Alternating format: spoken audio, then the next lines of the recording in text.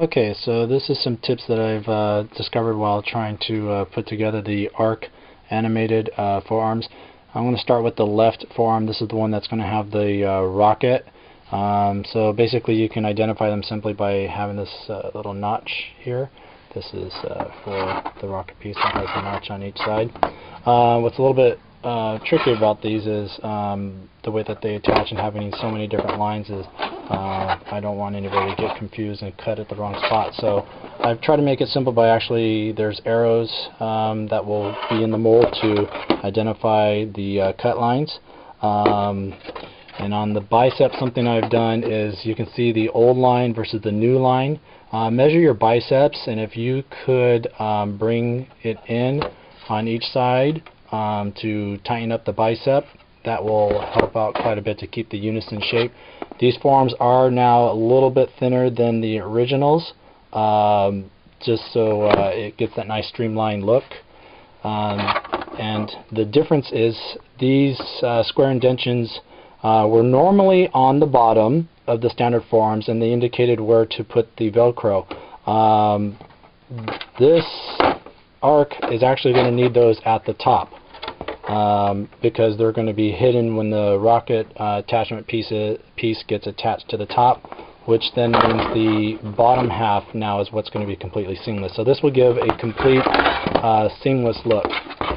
What I recommend is to start off with the rocket piece itself, trimming this out. So what you're going to get is like this. Okay.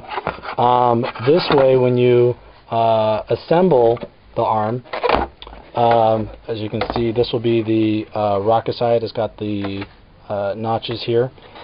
Before you glue this section here, you're going to want to check for proper fitting on each side of the rocket to make sure it's going to stay properly in place before you glue. Like I said, I've got some belts on it right now, but before you glue that in place.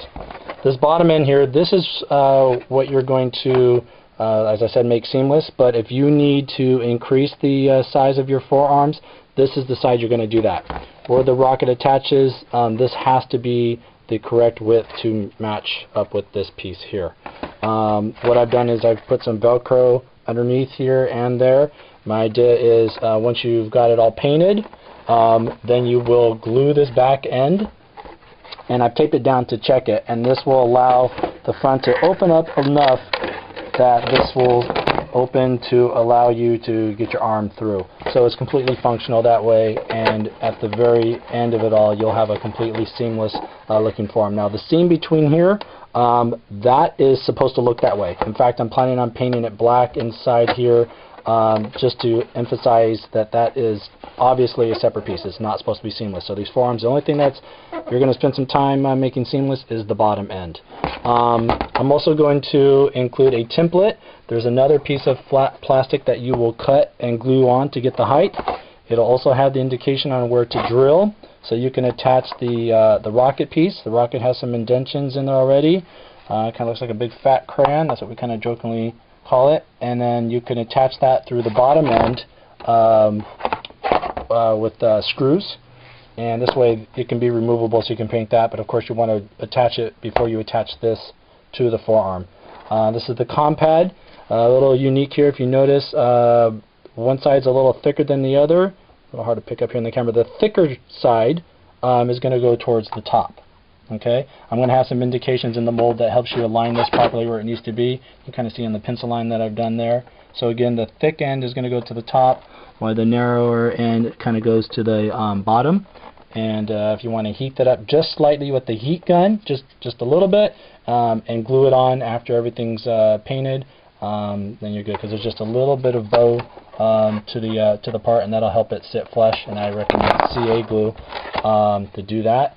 And so that kind of gives you an idea of how to assemble the left side of the animated ARC forearms.